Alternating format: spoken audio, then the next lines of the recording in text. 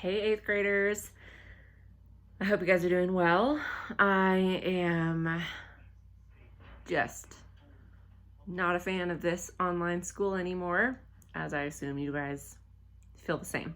But it's almost summer, and we only have a few more things to do with Bible class. So what I want you to do is get a pen and a piece of paper or something to take notes on, your iPad or computer or something. And while I talk, I want you to take notes, okay?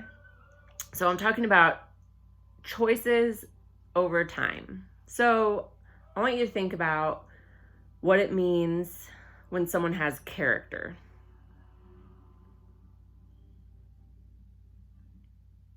Bad character, good character. I know someone came to mind. I think of like people who have character and it means something funny, and I also think of people who have strong character who I respect.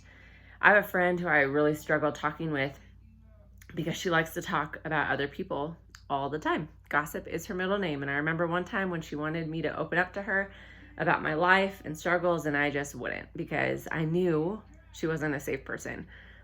So she got mad, and I just felt frustrated and annoyed. But I didn't trust her character and keeping my struggles to herself. I knew her character was off. And I wonder if you guys have ever met someone like that, or maybe someone who had a reputation for being mean or selfish or arrogant, and they kind of backstabbed you, or they're just known for that, so you just didn't trust them. So how do people who never set out to be mean and selfish become mean and selfish? I have been mean and selfish in my life. I know you have too. Everyone has. I think that's a pretty important question to answer. How do people become mean and selfish? Because if it can happen to them, it can happen to you and me. It's easy for us to judge someone else and their character and what it is and what it's not. But what about your character? What is your character like, especially in this quarantine? How have you displayed good character and bad character? And that's why we have to figure out what character is exactly. And so character in the dictionary, it says, it's the mental and moral qualities distinctive to an individual. So the mental and moral qualities, those are a lot of big words. Simply put, character is just who you are.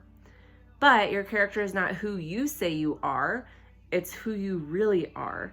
And it's a pretty important distinction. Your character is determined by your choices, your values, and how you treat people.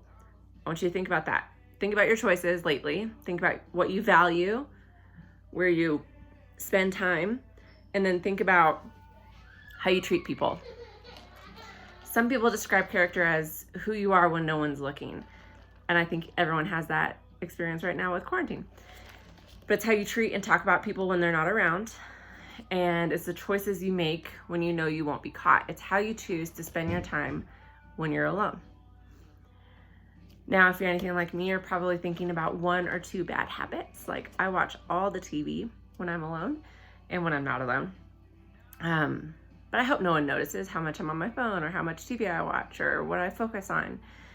But for you, maybe it's talking badly about people, or maybe you don't always tell the truth.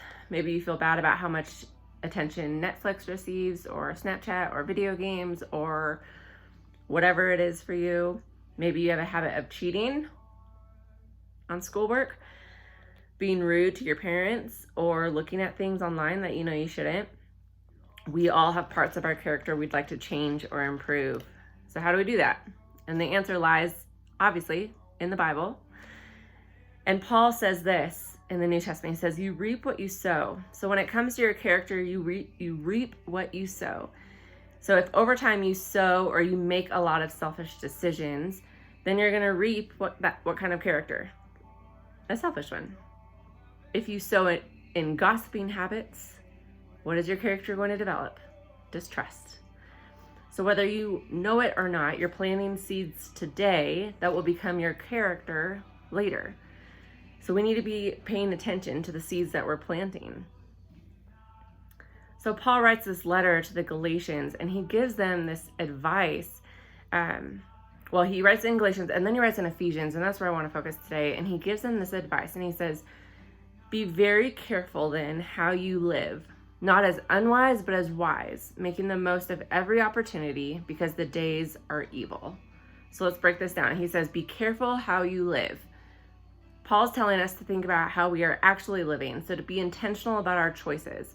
Be careful with your decisions, your habits, the ways you treat people, with your integrity, your self-control, and the way you respond to authority, meaning your parents. And be careful because those decisions define your character, that you will develop into your choices. And then Paul says, not as unwise, but as wise. So as you're deciding how you should live, here's a simple question you can ask yourself. What's the wise choice? Think through the consequences of your actions. Think through how your behavior might affect others, your relationship with God, and your future. And then he says, make the most of every opportunity. So next time you have to decide between telling the truth and telling a lie, usually it's like a split-second decision. Remember, it's an opportunity to build or destroy your character. And next time you have to decide between saying something negative about someone or building someone up with your words, remember that your decision will impact your future. Wise decisions over time equals character, good character. So let's go back to what I said at the beginning. No one sets out to be mean or selfish. That's not like why we're born and we're thinking, oh, I just want to be mean and selfish with my whole life. And we don't set out to have a bad reputation, but you don't become those things overnight. It's simply what happens when you develop a habit of planting the wrong kinds of seeds. But the opposite is true as well. I think most of us want to end up with good character, and you can't develop that in a day either.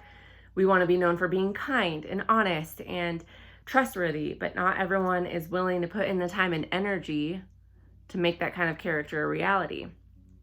It's hard work. That's why Paul tells us if we want to have good character, if we want to look more like Jesus, then we need to be careful how we live. So maybe you're feeling discouraged because you're worried you've already made too many bad decisions and bad habits. However, it's never too late. It's never too late with God. God is full of new mercies and grace every single morning. And it's never too late to start making wise choices. You can start today and plant new seeds. So I want you to ask yourself 2 questions. 1, what kind of person do you want to be? Who do you want to be known as? You guys are about to enter high school. What kind of person do you want to be in high school? And then how can you make a habit of making the wise choice today? Just like one little habit. How can you make a habit of making the wise choice today? Okay? All right. I'll talk to you guys later. Love you. Bye.